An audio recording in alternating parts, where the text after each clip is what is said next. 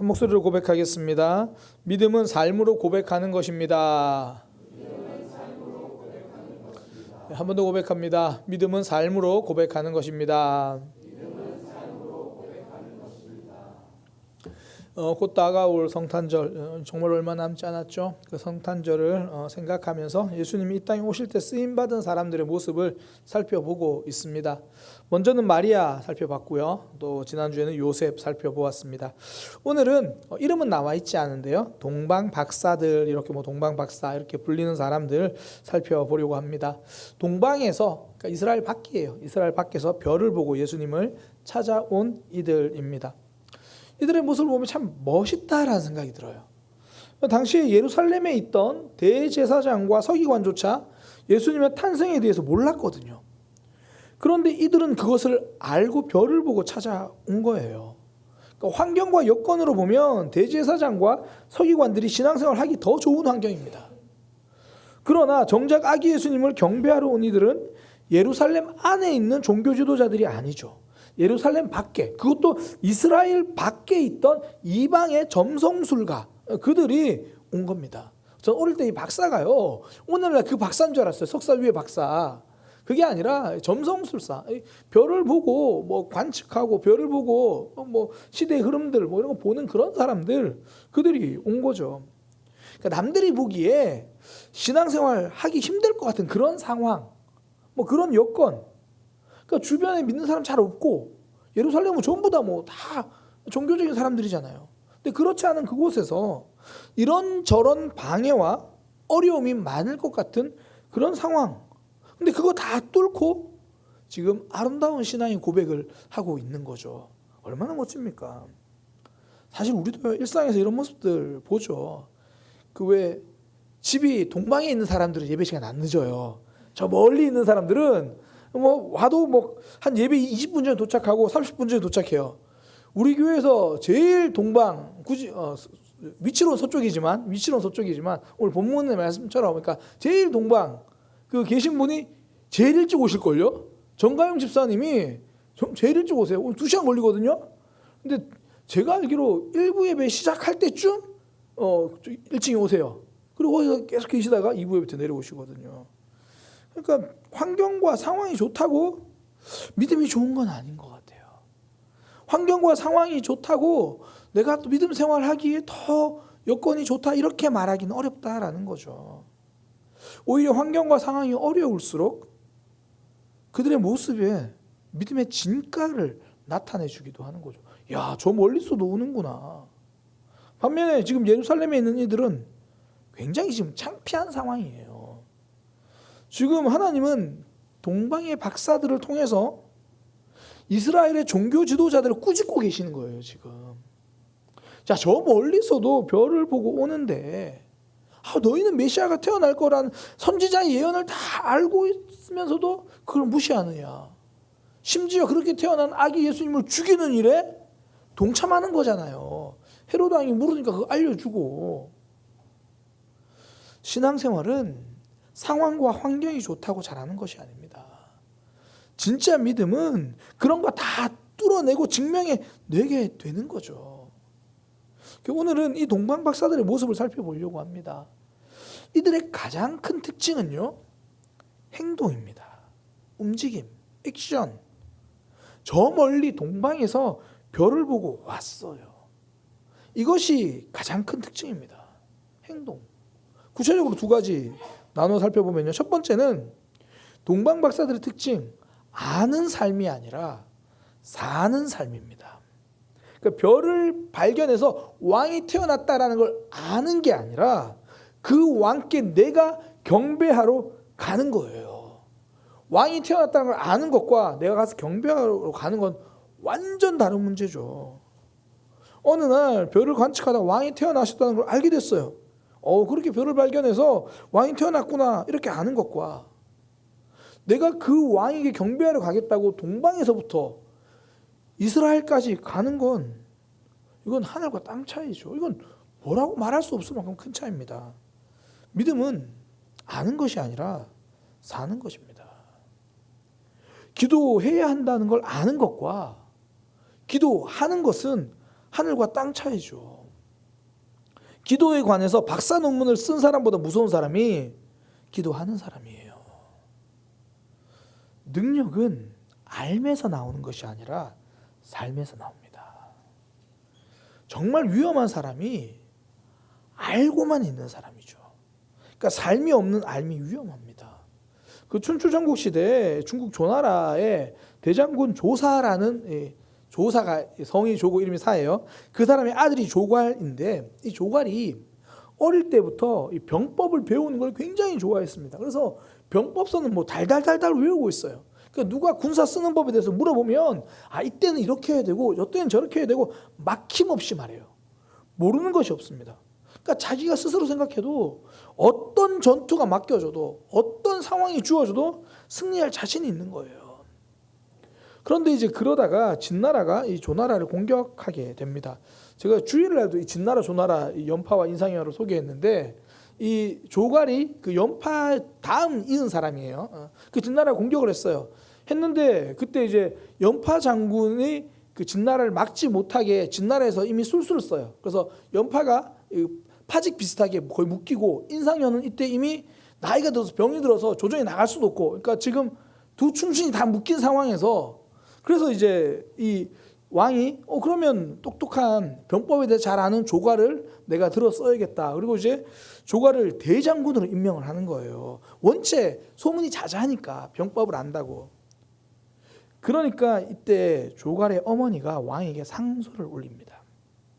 제 아들 조갈은 대장군이 되어서는 안 됩니다. 그의 아버지가 살아있을 때 저에게 여러 번 당부했습니다. 조갈은 전쟁을 아이들 장난으로 여기고 있으니 이는 상당히 위험한 것이다. 그 애를 대장군으로 삼았다가는 조나라가 망하게 된다. 임금께서는 그 아이를 중용하지 않도록 저에게 잘 이야기하라고 그렇게 마지막까지 유언을 하고 가셨습니다. 근데 조나라 왕은 그 말을 듣지 않아요. 그래서 조갈을 대장군으로 삼아서 이 진짜 나라의 병사 다 끌고 모아서 40만, 그러니까 40만이면요. 오늘날로 따지면 제가 오늘 세종시 인구를 알아봤거든요.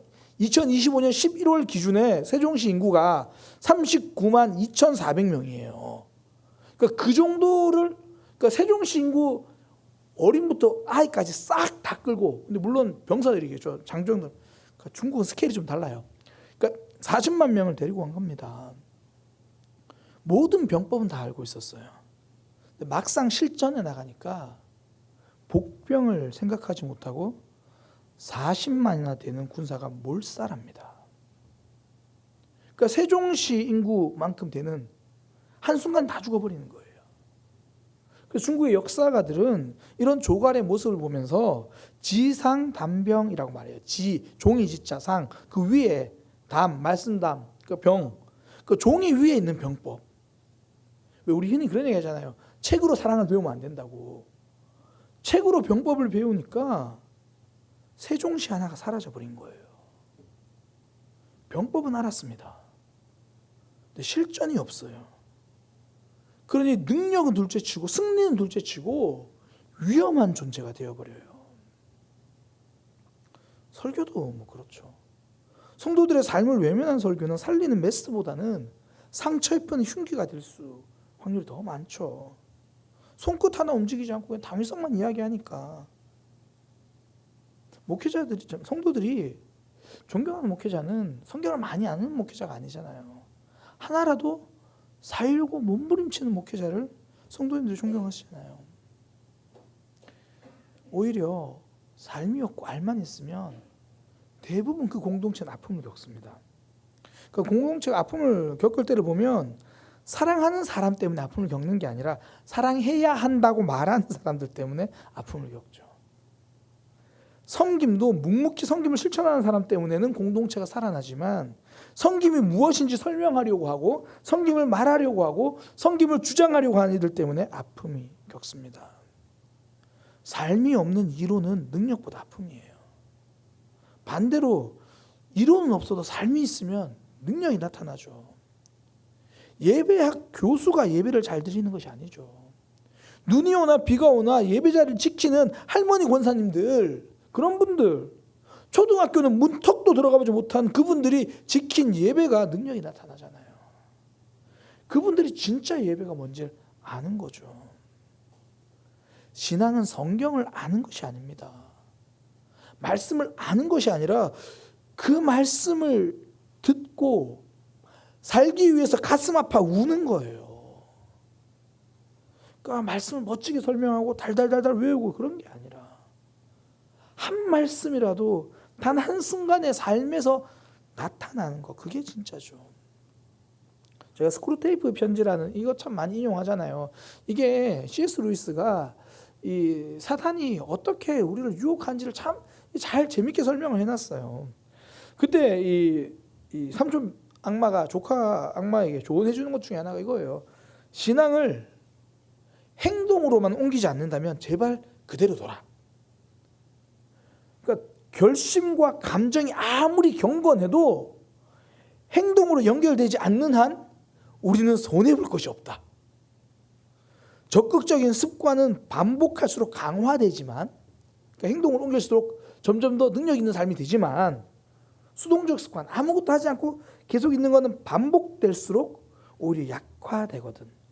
느끼기만 하고 행동하지 않을 경우가 많아질수록 점점 앞으로도 행동하지 않게 될 뿐더러 나중에는 느낄 수도 없게 되지. 그 결심과 감정이 아무리 경건해도 행동으로만 안 옮긴다면 사단은 지지해 주는 거예요. 그 은혜 받은 감정을 지지해 주는 거예요. 그래, 오늘도 은혜 많이 받고 가. 행동만 안 하면 돼. 이게 사단의 전략이에요. 많은 감동은 받아라. 대신 행동은 하지 마라. 행동하지 않는 감동은 결국 사라지는 거죠. 예배는, 신앙은 예배 시간에 흘리는 눈물로 끝나면 안 됩니다. 삶에서 흘리는 땀으로 이어질 때 역사가 일어나는 거죠. 거기서 살림이 일어나는 거예요. 그러니까 사랑은 말로 하는 감정이 아니라 삶으로 섬기는 행동입니다. 그래서 제가 앞서 말씀드린 것처럼 왜 사랑을 글로 배우면 안 된다면서요. 그 남자들이 오해하는 거지. 그 남자들이 오해하는 것 중에 하나가 TV를 보고 사랑을 배워요. 그 여자들이 막 저 감동적인 프로포즈를 해주면 엄청 좋아할 거라 그래가지고 남들 다 보는 앞에서 프로포즈하고 무릎 꿇고 그러면 큰일 난대요. 엄청 창피해가지고 막 어쩔 줄 모르고 빨리 가자고 막 그런데요. 돈은 돈대로 쓰고 상대방은 싫어하고 글로 배우니까 삶이 없으니까 상대방이 어떤 마음인지에 대한 관심이 없으니까 그러면 위험해지는 거예요. 누가복음 10장에 보면 예수님과 한 율법교사의 대화가 나옵니다. 누가복음 10장 25절에 보면 율법교사가 이렇게 말해요. 일어나 예수를 시험하여 이르되, 일단 기본적으로 대화의 시작이 시험이래요. 시험하여 이르되 선생님 내가 무엇을 하여야 영생을 얻으리이까. 이게 대화하다 보면 이런 사람들이 있어요. 진짜 궁금해서 묻는 게 아니라 시험하려고 묻는 사람들이 의외로 있어요. 목사님 진짜 그런 사람들 있나요? 시험이라고 제가 표현해서 그렇지 이미 답을 다 가지고 묻는 거예요. 자기가 답이 다 있어요. 그러니까 상대방이 답이 궁금한 게 아니라 그래서 물어요. 무엇을 하여야 영생을 얻으리이까. 그러니까 예수님이 오히려 다시 물어요. 야, 너 생각 다 갖고 있잖아. 그래서 물으시는 게 율법에는 뭐라고 하더냐. 그 사람이 당당하게 대답을 해요. 내 마음을 다하여 목숨을 다하며 힘을 다하여 뜻을 다하여 주 너의 하나님을 사랑하고 또한 내 이웃을 내 자신같이 사랑하라 하였나이다. 보세요. 다 알고 있었던 거예요. 그냥 그러고 이제 하는 거예요. 대답은 100점이죠. 그런데 그 다음에 예수님에게 그 사람이 이렇게 질문합니다. 누가복음 10장 29절에 그 사람이 자기를 옳게 보이려고 예수께 여짜오되, 그러니까 이것도 질문의 의도가 아니에요. 자기를 옳게 보이려고. 그러면 누가 내 이웃입니까? 누가 내 이웃이겠습니까? 그러니까 이웃을 사랑하고 하시면 그냥 사랑하면 되는데 이제 앉아가지고 의논하자는 거예요. 논쟁하자는 거죠. 누가 이웃인가? 누구를 도와야 되고 어떻게 해야 되냐? 그러니까 지금 사랑하기보다 이론을 파고들기 시작해요. 그때 갑자기 예수님은 거기에 대답하지 않고 전혀 다른 이야기를 하나 하십니다. 이때 말씀하신 게 우리가 흔히 선한 사마리아인 비유라고 말하는 그 이야기를 하세요. 어떤 사람이 예루살렘에서 여리고로 가다가 강도를 만났거든. 그런데 제사장도 그냥 지나가고 레위인도 그냥 지나가고 그때 사마리아인이 그 사람을 보고 치료해주고 영원까지 데려다 주었다. 그 얘기를 한 다음에 예수님이 하신 질문 누가복음 10장 36절 그럼 네가 생각하기에 이 세 사람 중에 누가 강도 만난 자의 이웃이 되겠느냐? 그러니까 율법 교사는 누가 내 이웃이 누굽니까? 내가 어떤 사람을 사랑하면 되나요? 그거 따지자고 말했을 때 예수님은 아니야. 사랑하면 돼. 사랑하면 그게 이웃이야. 그거 앉아가지고 어떻게 사랑할지 탁상 공론하지 말고 네가 지금 손 내밀면 사랑하면 그게 되는 거야. 그러니까 지상담병, 종이 위에 병법 이게 아니라 지상담애, 종이 위에서 사랑 이야기하는 거 아니라 그냥 지금 사랑하면 되는 거야.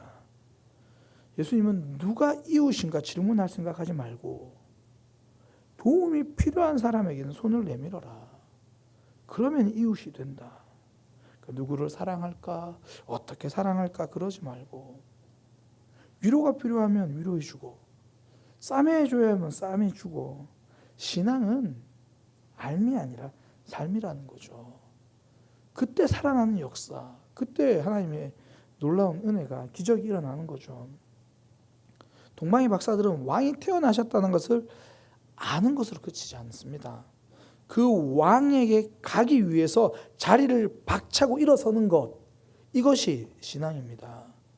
비록 가는 길이 멀죠. 중간에 길도 잘못 들기도 해요. 그냥 별 보고 따라가서 그냥 베들레헴 가야 되는데 예루살렘을 가요. 그래도 괜찮습니다. 틀릴까 봐 앉아있는 삶은 능력이 없고요. 오히려 아픔만 커지지만 틀려도 결국 인도하실 하나님을 신뢰하며 일어서는 삶, 지금 자리에서 일어나 별을 보고 걷는 삶, 그 삶이 성탄의 기쁨, 성탄의 기적을 만들어요. 성탄의 능력을 경험하는 삶입니다. 어쩌면 우리는 내가 사랑할 만한 사람이 누군지 책상에 앉아서 계산하고 있는지도 모르겠어요. 저 사람에게 주어야 하나 말아야 하나, 그냥 섬기는 것이 믿음입니다. 판단은 하나님께 맡기고 나는 주어진 순종을 하는 것, 그때 우리 삶에도 성탄의 기적이 임합니다. 제가 한 번은 이제 일부 예배를 마치고 올라가서 골목에 올라갔어요. 그랬더니 아까 제가 말씀드린 가장 멀리서 교회를 오신다고 하는 그분이 1층에 앉아 계시다가 어떤 분들이 지나가면서 이 교회라는 걸 알고 들어가서 그분들이 들어가가지고 제가 사실은 강원도 어디에서 왔는데 지금 가야 되는 차비가 필요해서 그걸 좀 빌려주시면 좋겠습니다. 그랬더니 정가인 집사님 그 이야기를 듣고 그걸 또 이제 또 섬뜩 돈을 이렇게 빌려주신 거예요. 좋은 의도로. 근데 우리는 사실 알잖아요. 그 진짜 돈이 그 강원도에 사는 사람이 아니라. 근데 저는 그 모습을 보고 그때 그렇게 말씀드렸어요. 정가인 집사님 속으신 게 아니라 사랑을 하신 거예요. 그러니까 판단해서 내가 저 사람 주어야 말아야 그거 판단하는 것보다 차라리 속고 주는 게 그게 사랑이죠. 역사는 하나님이 하십니다. 기적은 하나님이 하시는 거예요. 동방 박사들은 별을 보고 왕이 태어났구나 아는 것에 머물지 않습니다. 사는 것까지, 찾아가는 것까지 그들의 삶이죠. 액션, 사는 것, 그때 능력이 나타나는 거죠. 두 번째 동방 박사들이 취한 액션은요, 드린 거예요. 드림. 동방 박사들은 우여곡절 끝에 이제 아기 예수님을 만나죠. 그리고 이 세 가지를 드립니다. 항상 성경 퀴즈대에 많이 나오지 않아요? 동방 박사들이 드린 세 가지, 황금과 유향과 모략. 마태복음 2장 11절이죠.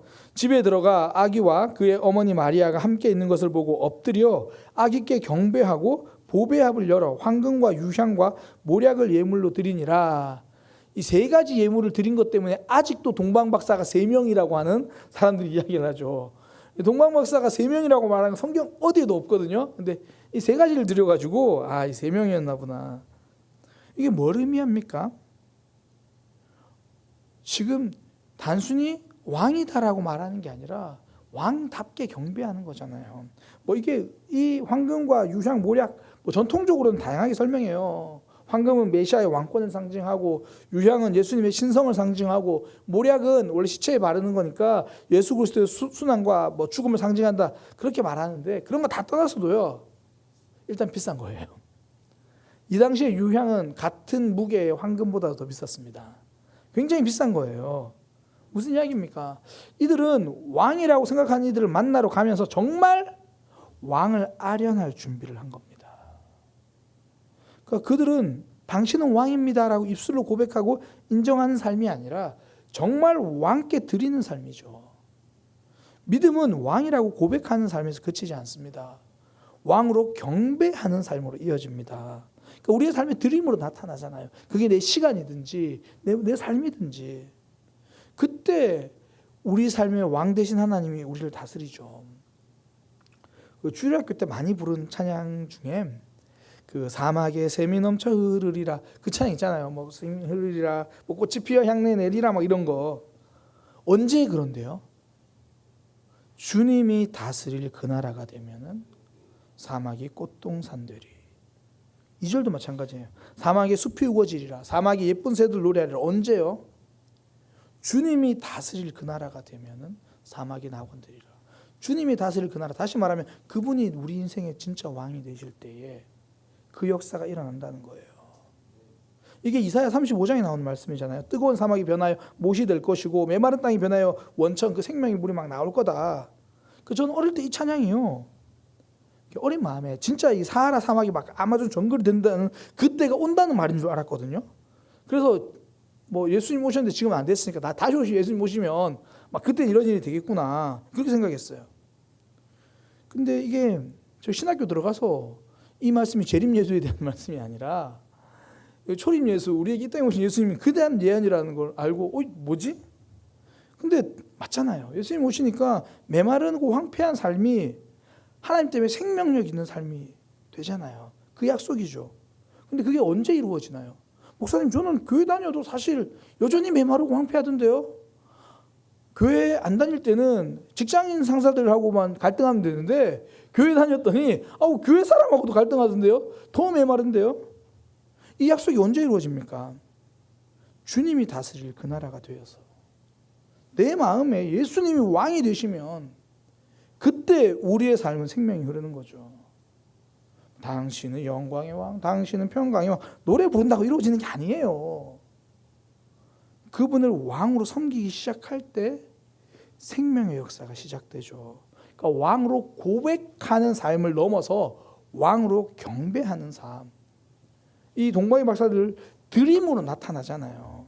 내 삶의 왕이시다. 이건 드림이에요. 시간을 드리고 삶을 드리고 내 감정을 드리고 그때 그분이 내 인생의 왕이 되시는 거죠.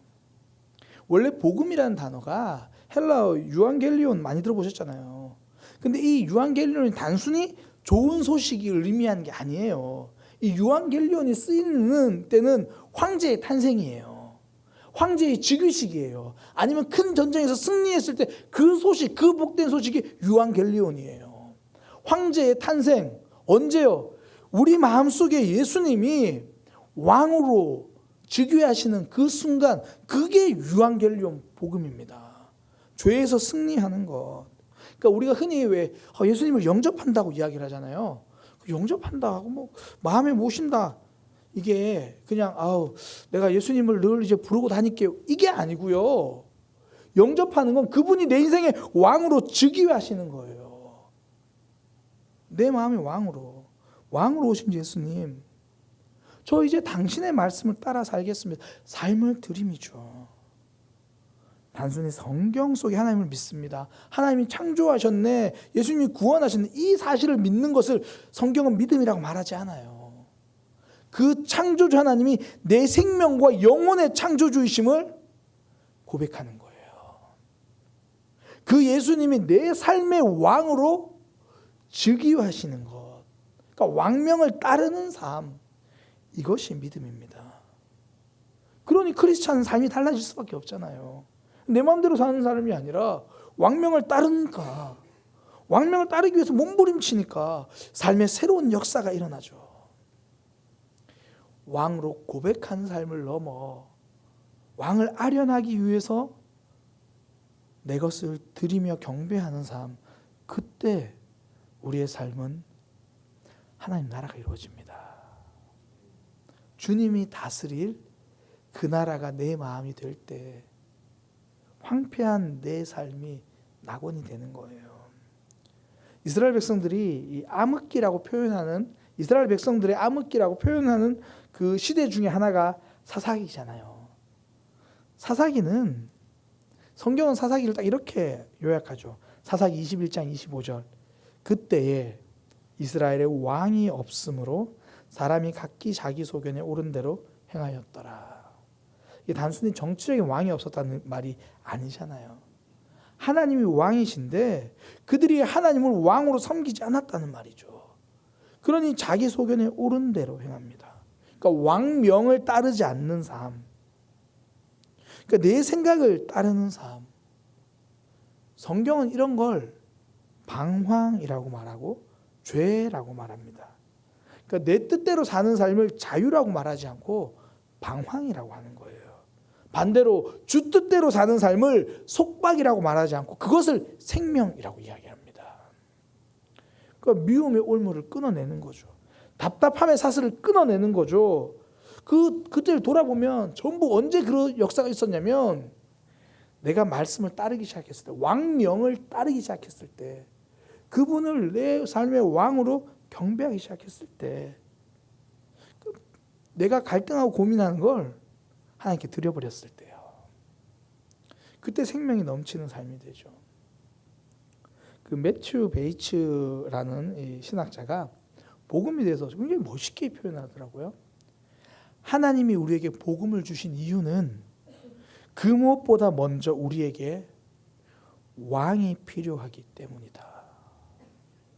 우리 인생에 왕이 필요하기 때문이다. 그러니까 우리의 삶에 아픔을 겪었을 때를 돌아보면 내가 주인 되어 살아갔을 때예요. 내가 왕노릇 할 때예요. 우리는 어떤 가정을 불행한 가정이라고 말하냐면 누군가 그 가정에 왕이 되어 있는 그 가정이 불행한 가정이라고 그러죠.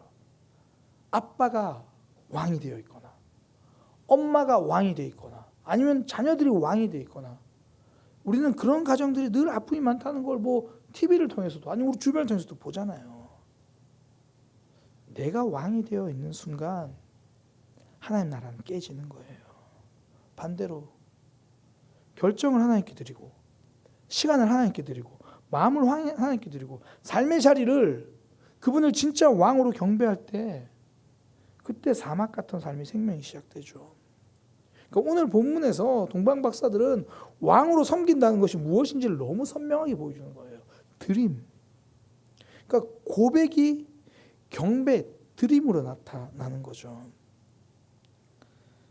가장 힘들게 하는 일들 돌아보면 내가 붙들고 있던 것들 놓지 않았을 때예요. 그러니까 드림이 없는 거죠. 여전히 그거 붙들고 있으니까 힘들죠. 우리는 항상 하나님께서 그거 내려놓으라고 할 때 그거 내려놓으면 큰일 날 것 같아가지고 계속 붙들고 있는데 거기서부터 내 삶의 평화가 깨지기 시작하죠. 하나님께 온전히 드릴 때 삶의 새로운 역사가 시작됩니다. 우리가 지금 몇 주째 예수님 이 땅에 오실 때 쓰임받은 사람들을 살펴보고 있습니다. 오늘은 동방의 박사들 살펴보았습니다. 그 동방에서 별을 보고 찾아온 이들 가장 큰 특징은 액션이에요. 움직였다는 거예요. 왕이 태어났구나가 아니라 그곳으로 간다는 거죠. 아는 삶이 아니라 사는 삶. 두 번째, 왕으로 고백하는 걸 넘어 정말 아련하는 모습이잖아요. 드림으로 나타나는 거. 그때 우리의 삶에 하나님의 통치, 하나님의 역사가 이루어집니다. 저는 우리 모두가 메마른 삶이 아니라 사막에도 생명수가 넘쳐나는 그런 믿음의 삶이 되기를 소망합니다. 언제요? 그분이 나의 왕이 되실 때. 그렇게 내 인생의 왕을 하나님, 내 인생의 왕을 예수님으로 고백하고 그 왕을 따르는 하나님의 백성 되시기를 소망합니다. 기도하겠습니다. 하나님, 삶으로 고백하는 믿음이 있게 하여 주옵소서. 신앙이 이론이 되지 않게 하여 주옵소서. 신앙이 논쟁거리가 되지 않게 하여 주옵소서. 오직 따르고 순종하는 내 인생의 왕은 내가 아니라 예수님이 우리 인생의 왕으로 즉위하시고 날마다 선포하시는 그 왕명에 순종하는 삶 되게 하여 주옵소서. 예수님의 이름으로 기도드립니다. 아멘.